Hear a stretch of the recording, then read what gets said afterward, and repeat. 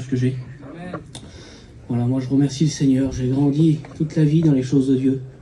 Les choses de Dieu, moi j'ai ça de plus précieux. J'ai rien d'autre sur la terre. J'ai que ça de plus précieux. C'est les choses de Dieu. C'est toute ma vie ça. Moi je rends gloire à Dieu d'avoir vécu là-dedans. Mon père c'est un pasteur.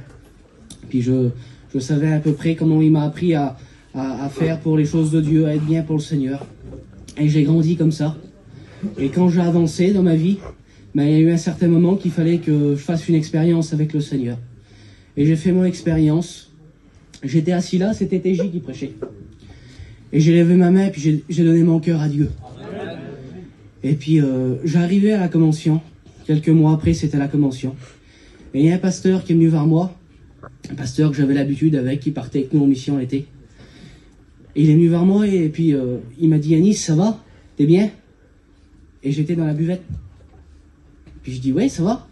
Non, en vrai, j'étais pas bien. Et j'ai abaissé ma tête pour prendre quelque chose et je l'ai donné à quelqu'un. Et le Seigneur, il m'a repris.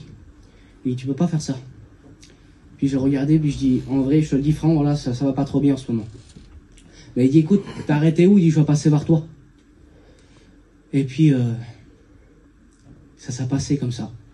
Ça fait que j'explique d'où c'est que je suis arrêté. Et quelques jours se passent. Et il y a eu une réunion de jeunes.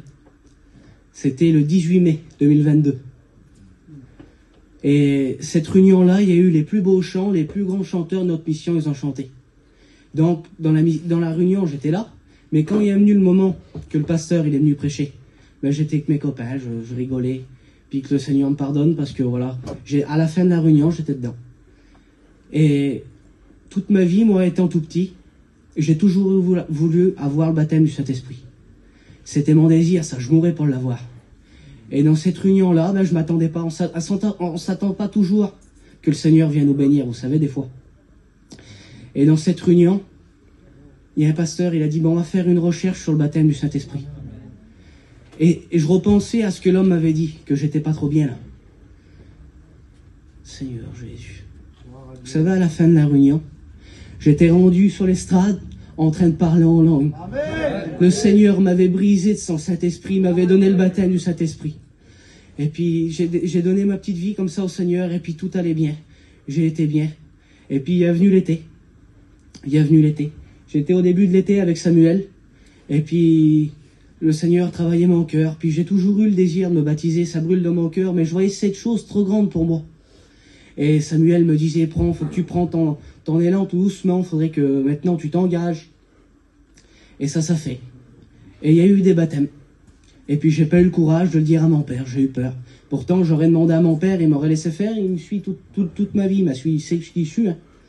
Mais voilà, fallait que ça se passe comme ça. Et j'ai compris des choses. Et puis là, voilà, je me suis baptisé il y a 15 jours. Amen. En gloire à Dieu, merci Seigneur. Voilà, si vous n'avez pas fait une expérience avec le Seigneur, il donne la paix, la joie, le bonheur. Vous ne pouvez pas savoir le bonheur qu'il donne le Seigneur. Faites une expérience avec lui, vous ne serez pas déçus. Amen.